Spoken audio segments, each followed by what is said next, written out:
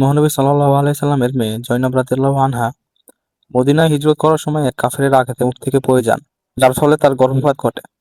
ঘটনাটি খুলে বলি। রাসূল সাল্লাল্লাহু আলাইহি সাল্লামের ৪ মেয়ে তথা জয়নব, রুকাইয়া, উম্মে কুলসুম ও ফাতিমা এবং এক ছেলে তথা কাসিম রাদিয়াল্লাহু তাআলা আনহুম। তাদের মাঝে জয়নব ছিলেন সবার বড়। নবুয়তের পূর্বে জয়নবের বিয়ে হয় তার খালাতো ভাই আবুল আসের সাথে। পিতার নবুয়তের পর জয়নব তার মায়ের সাথে ইসলাম গ্রহণ করেন। স্বামী আবুল আস তখন ইসলাম গ্রহণ করেননি। আবুল আস তার স্ত্রী জয়নবকে অত্যন্ত ভালোবাসতেন, কিন্তু তিনি পূর্বপুরুষের ধর্ম ত্যাগ করে নতুন ধর্ম কবুল করতে রাজি হলেন না। আবার কুরাইশরা তার স্ত্রীকে তালাক দিয়ে মুহাম্মদের নিকট পাঠিয়ে দিতে চাপ দিলে এ কাজও তিনি রাজি হলেন না। নবুয়তের ১৩তম বছরে মুহাম্মদ সাল্লাল্লাহু আলাইহি সাল্লাম মদিনায় হিজরত করেন। তখন জয়নব স্বামীর সাথে মক্কায় থেকে যান। দ্বিতীয় হিজরিতে নিতান্ত অনিচ্ছা সত্ত্বেও আবুল আস কুরাইশদের সাথে বদরের যুদ্ধে অংশগ্রহণ করলেন। বদরে কুরাইশরা শোচনীয় পরাজয় বরণ করল।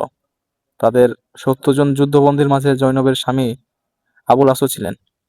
মহানবী সাল্লাল্লাহু আলাইহি ওয়াসাল্লামের কন্যা জয়নব স্বামী আবুল আসের মুক্তিপণ স্বরূপ তার মায়ের দেওয়া হার দিয়ে আমর ইবনে রাবিকে মদিনায় পাঠালেন। এই হারটি দেখে মহানবী সাল্লাল্লাহু আলাইহি ওয়াসাল্লাম স্ত্রী খাদিজার স্মৃতিচারণ করে বিমর্ষ হয়ে পড়লেন। কিছুক্ষণ পর মহানবী সাল্লাল্লাহু আলাইহি ওয়াসাল্লাম সাহাবীদের লক্ষ্য করে বললেন, জৈনব তার স্বামীর মুক্তিপণ হিসেবে এই হারটি পাঠিয়েছে। তোমরা ইচ্ছা করলে এই বন্দীকে ছেড়ে দিতে পারো এবং হারটিও তাকে ফেরত দিতে পারো। সাহাবীরা রাজি হয়ে হার ফেরত দিয়ে আবুল আসকে মুক্তি করে দিলেন।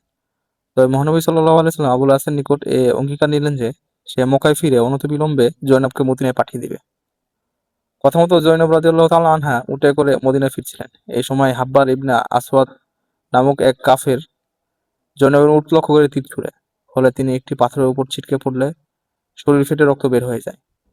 উটের পিঠ থেকে ফেলে দেওয়ার ফলে তিনি যে আঘাত পান, আমরণ সেখানে ব্যথা অনুভব করতেন এবং সেই ব্যথায় শেষ পর্যন্ত মৃত্যুবরণ করেন।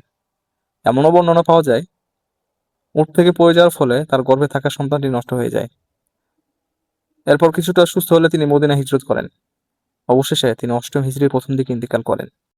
একই বছর মুসলমানরা মক্কা বিজয় করেন। এ সময় জয়নব রাদিয়াল্লাহু তাআলা আনহা এর হত্যাকারী হাব্বার ইবনে আসওয়াদ নবী সাল্লাল্লাহু আলাইহি সাল্লামের কাছে মাফ চাইলে তিনি মাফ করে দেন। আমরা নিজেদের দুঃখ কষ্ট সহজে ভুলতে পারলেও আমাদের আপনজন, স্ত্রী সন্তানদের যারা কষ্ট দেয় তাদের আমরা মাফ করতে পারি না।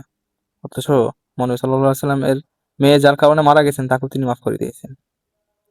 আর হ্যাঁ, জৈনব এর জামাই আবুল আস কিন্তু ইসলাম গ্রহণ করেছিলেন রাদিয়াল্লাহু তাআলা আনহু। সেই গল্পটা অন্য দিনের জন্য থাকুক।